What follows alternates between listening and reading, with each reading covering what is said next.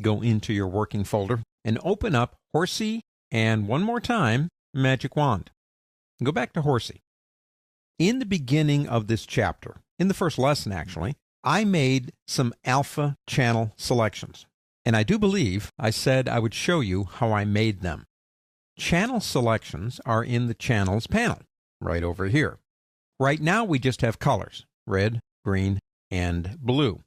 If we go back to RGB, let's say for the sake of argument that we want a selection of that fence.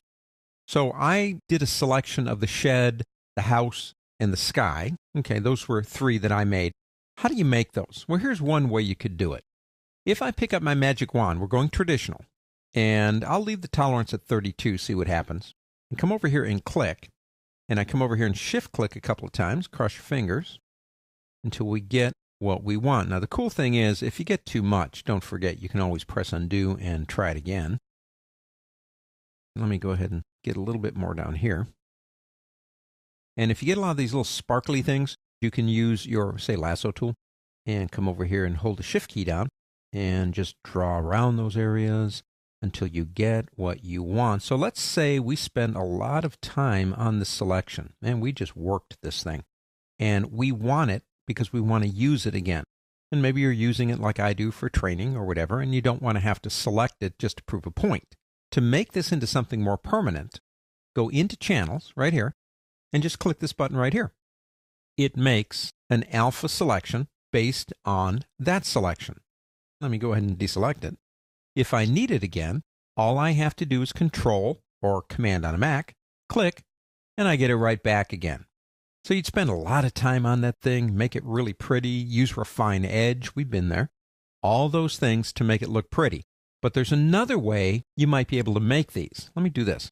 Let me get rid of this one that we have. Let me go back to RGB, and let's drag this one down the trash can. Let's say, for the sake of argument, that we want to select that sky.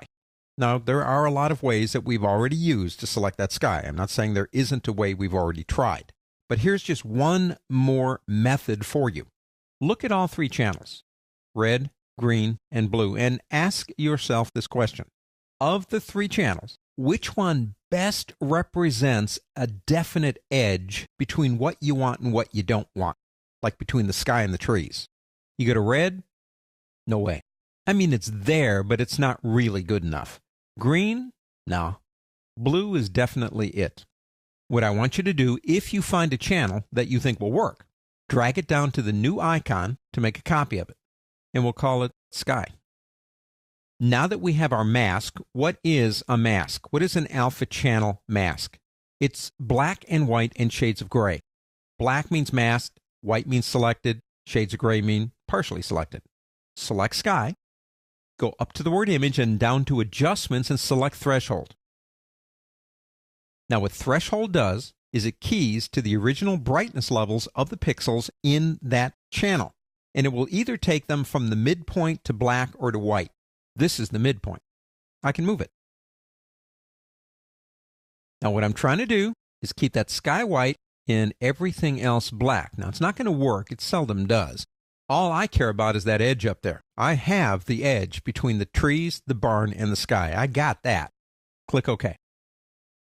Now pick up your paintbrush tool with black as your paint color and basically paint out the areas that you don't want to be part of the selection. Just stay away from the edge. You've got the edge here. Stay away from it. Once you've got that done, you have a mask just like the masks that I made in that first lesson of the house, the shed, and the sky.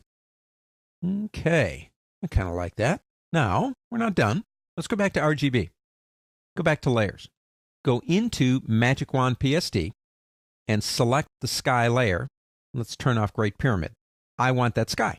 Easiest way to move a layer from one document to another is pick up the Move tool, have it active right here, and drag it over. Touch the tab, bring it back, drag it out here. It's kind of small. Let's go ahead and cheat. Let's go up the word Edit and go down to Free Transform. Let's go ahead and move it to the corner somewhere and just drag it out. I'm not even going to go proportional. I'm just going to make it fit. Maybe something like that.